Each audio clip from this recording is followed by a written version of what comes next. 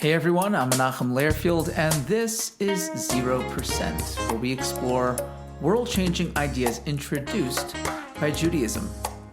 The Jewish people are what I would call an Exodus-obsessed people.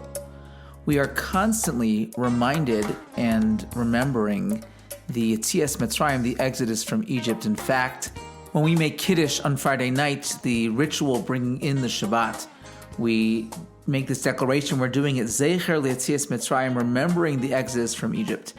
Every single holiday that we celebrate, we begin that holiday with Kiddush, and in Kiddush we mention, once again, Zecher L'Yetzias Mitzrayim, remembering the fact that God took us out of Egypt. In fact, when the Almighty introduces himself at the Sinai revelation for the only time in world history, he does not introduce himself as God who created the world. He doesn't even introduce himself as the God who is now revealing himself for the only time in world history. He introduces himself as the God who took us out of Egypt.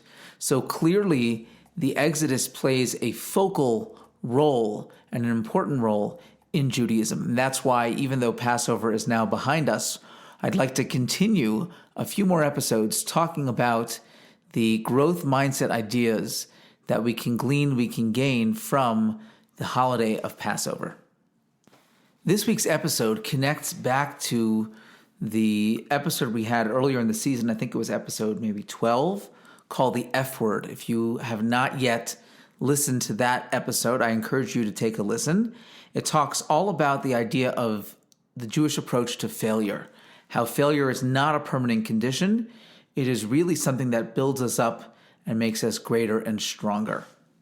If you haven't listened to that episode, I would encourage you to listen to this one first and then listen to the F word episode as a follow-up to this. In fact, I think we'll rebroadcast that as our episode next week, either instead of or in addition to next week's episode. What was the largest decimation of world Jewry? It wasn't the destruction of either of the temples, which saw a massive loss of human life. It wasn't the Crusades. It wasn't the Holocaust. It wasn't even the assimilation of American Jewry. The largest decimation of the Jewish people in all of our history were the 4/5, the 80% of Jews who didn't leave Egypt. Now, why didn't they leave? Why weren't they saved? Jewish wisdom teaches us that 80% of the Jewish people chose not to leave Egypt. Anyone who wanted to leave, anybody who was focused on the future, the Almighty took us out with an outstretched arm. But anyone who wasn't looking to the future, they had no chance. The Blazhever Rebbe was a Hasidic master, a Hasidic leader, who lost most of his community in the Holocaust. They were all deported to several concentration camps. And he was known to be the person in the camps that brought people together. There are so many beautifully moving stories of how he inspired the prisoners in the camp and how he really gave them a sense of hope for the future. And he was known to always carry around a piece of paper.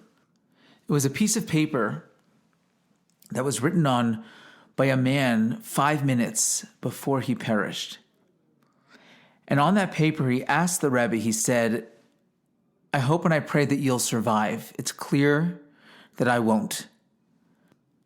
And he asked the Rebbe that when he survives, he dedicates a Torah scroll in his memory and the memory of his wife. And he writes in this short letter that he's enclosing his last worldly possessions, 50 zlotys. I don't know how much that's worth or how much it was worth back then, to write this Torah scroll. And the Blazhever Rebbe carried that piece of paper around forever because he said it was that piece of paper, the dedication of that Jew to constantly look at the future, that gave him the wherewithal, that gave him the will to continue living and eventually allowed him to survive. And he fulfilled the request in that letter. He wrote a Sefer Torah, he wrote a Torah scroll, which is now today in the Torah Vodaas Yeshiva in New York. And he spent the rest of his life dedicating Sifrei Torah, writing Torah scrolls, because of how inspired he was by this simple Jew who was so focused on the future. To be a Jew is to look towards the future. The Jew is a living symbol of hope, and the Jewish story is always one of hope. When Moses approaches the burning bush, he sees there's a bush and it's on fire, but it's not being consumed. And that is where he has this first revelation from God. And when God sends him on this mission and says, I want you to go into the land of Egypt, I want you to tell Pharaoh to let your people go, I want you to lead this people to the promised land. Moshe has some pushback, but he asks God, he says to the Almighty, who shall I tell the people is sending me? What's your name? And God says to Moses, Ehyeh asher ehyeh, I will be that what I will be. Meaning, right now you don't have to know what's happening. All you need to know is that I will be with you. How it turns out in the end is not up to you and it's not your concern. Just know that I'm with you. Just look towards the future. I will be in the future that which I will be. This idea is so well personified by what Jim Collins calls the Stockdale paradox. He named this after Jim Stockdale, who was a prisoner of war in Vietnam. He was the highest ranking prisoner of war, imprisoned for 8 years. And Jim Collins was curious to find out, how he survived. And he asked him, he said, how did you make it out of hell on earth? And Stockdale looked at Jim Collins as they were walking with his noticeable limp that he had for the rest of his life. And he said to him, I never lost hope of the fact that not only would we survive, not only would I get out of there alive, but I would get out of there alive, and that this would become the defining moment of my life to the extent I wouldn't trade it for anything. Now, personally, I can't understand that for the life of me. I cannot understand how somebody looking back after a lifetime of history, looking back after living with this pain and living with this limp and the memories of 8 years of torture, and would say that they actually wouldn't trade that experience of torture for anything because it made them into the person they are today. But that's what Jim Stockdale said. So Collins looks at him and says, well, who didn't make it out? And Stockdale replies, well, that's easy. The optimists. So at this point, Jim Collins is completely confused. You just told me the reason why you survived is because you had hope that you would get out of there alive. And yet at the same time, you're telling me that the optimists didn't make it out. Weren't you one of those optimists? So Stockdale said, no, you don't understand. The optimists were the people who said, we're going to be out of here by Christmas. And then Christmas would come and they'd still be there. And they'd say, oh, we're going to be out of here by New Year's. And New Year's would come and they would still be there. And they would constantly be convincing themselves that they'd be out of here tomorrow. They'd be out of here next week. They'd be out of here next month. And eventually, after so many disappointments, they died of a broken heart. Stockdale said, you can never let go of the hope that one day you'll get out of here. You can never let go of the fact that you believe with perfect faith that eventually there'll be a happy ending to the story, but at the same time, you can never let go of an understanding of the brutal facts on the ground. And that's what Jim Collins calls the Stockdale paradox. That is the element that all of his good to great companies had, that they understood the brutal facts on the ground. They didn't delude themselves into thinking that things were better than they were or different from the way they actually were. They had a very clear understanding of what their challenges were, but at the same time, they never lost faith that eventually things would turn around. Eventually things would get better. This is the script to the Jewish story.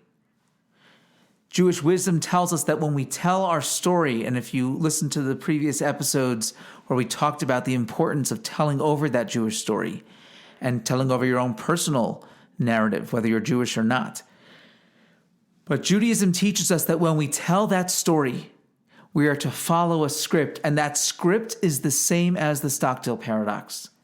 Maschil beginus u'mesayim b'shvach. We begin with the difficulty and we end with the victory. We end with the shvach, with the praise, with all of the great things that happened. The point is that the story must always be a story of hope.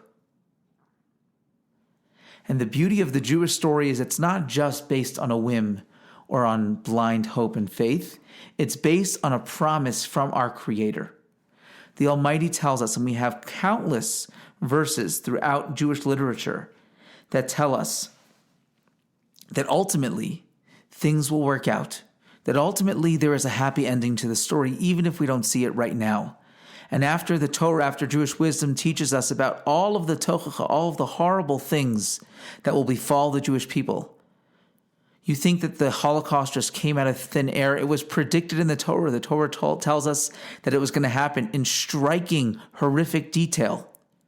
And yet after all of that, the Torah tells us, for example, in Leviticus 26:44, but despite all this, while they are in the land of their enemies, I will not reject them or scorn them so as to destroy them, annulling my covenant with them, for I am Hashem their God. In Deuteronomy, it says, also after talking about the horrific things that could happen to the Jewish people, the Almighty says, then Hashem your God will bring back your captivity and have mercy upon you, and he will gather you from all the peoples to which Hashem your God has scattered you. Meaning, all's good in the end. If it's not good, it's not the end. This is not the end of the story. When my father was a teenager, his father, my grandfather of blessed memory, took him to look at some yeshivas in Israel, some institutions of Jewish higher learning. And while they were on that trip, they encountered a small Holocaust museum or a memorial on Har Zion. So it wasn't Yad Vashem, it wasn't the larger one, it was a smaller one. And in that museum, they had a pair of shoes on display. The Nazis had taken Torah scrolls and they had turned them into shoes. What's remarkable is that the two shoes on display contained passages from the verses I just read you. On the left shoe was the tochacha. On the left shoe was all of the terrible things that would befall the Jewish people, the prediction of the Holocaust itself. And on the right shoe was a verse describing how Hashem will come, the Almighty will come and scoop us up and bring us to the promised land.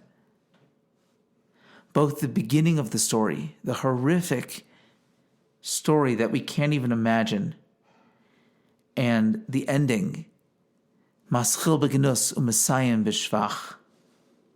With this script, we understand something perplexing about the Seder itself. The word Seder, as we talked about several episodes ago, speaks to the exacting order of the Seder, that everything happens at the Seder exactly at the right time, at a specific time, before something else, after something else. Everything has its place. And yet, the most important part of the Seder is where we read a passage from Rabbi Gamliel, where Rabbi Gamliel says, anyone who does not say the following three things has not fulfilled his obligation on Seder night. And what are those three things? Pesach, Matzah, and Maror. The Pesach is the Korban Pesach, the Paschal offering, which reminds us of the Paschal offering that was brought in Egypt before they left Egypt. The next thing we have to take note of is the matzah, the unleavened bread, the bread that reminds us that when the Jewish people left Egypt, they didn't have time for the bread to rise. They didn't have time to start making a starter and mixing it in. So they just baked what they could and they left. And that's the matzah we eat today to remind us of that time in our history. And then we get to the maror, the bitter herbs that remind us of the difficulty and bitterness of slavery. So if the Seder is all about order, and this is the most important part of the Seder, why are the items mentioned by Rabbi Gamliel out of order? First, we should eat the maror and talk about the maror, which is the bitterness of slavery. Then we should talk about the Korban Pesach, the Paschal offering, which came next at the beginning of our redemption. And lastly, we should talk about matzah as we left Egypt. Why do we do the maror, the bitter herb, last? The answer is that if we were to do the maror first, we would completely lose sight of what that's all about. When I was still living in Israel towards the end of our time there, I was studying and teaching at the Aish World Center in Jerusalem, right opposite the Western Wall. Talk about location, location, location, the best view in the entire world. So every day I would bike into the old city on my way to Aish. And the last few months I was there, and it was months, there was this woman who was working on this enormous painting. I'd never seen a canvas this big. And every day she would have a few gentlemen who would help her stretch it onto the wood, and they would set up the canvas, and she would spend the day painting. And it was remarkable watching her work. She would spend 10 or 15 minutes painting, and then she would walk all the way up the stairs. Those who have been down to the Kotel in Jerusalem, you know what I'm talking about, those steps leading down to the Kotel, right where that little, where the menorah used to be. It's not there anymore, but the gold menorah right outside the Aish building. And she would walk all the way up those steps. She would look, then walk back down and paint. And this would happen all day for weeks on end. She would paint, stop, walk all the way up the steps, and come back down. Because while she was painting, there's no way she could see what she was doing. All she saw were blurred colors. In order to gain perspective, she had to take those steps back. Steve Jobs said in that commencement address we mentioned in the other episode, that in life, you can't connect the dots forward. You can only connect the dots backwards. But you have to live life with the faith that one day those dots will connect. You can't see the label when you're inside the jar. The Hebrew word for difficulty, pain, is tsar, which is the same as narrow. Because when someone's going through difficulty, when someone's going through a challenge, you can't see past it. You can't see your way outside of the constricted space that you're currently in. And so, we do the maror last, because at the end of the process, only then can I truly appreciate how that challenge helped me grow, how that challenge made me into the person that I am today. Sometimes in life we can take those steps back, but more often than not, there just aren't enough steps. Rabbi Sachs points out that in Hebrew, there is no word for tragedy, because in Judaism, we don't believe that tragedy exists. Difficulty, yes. Pain, yes. But we believe that the Almighty is guiding history. We believe after every wilderness, there is a promised land.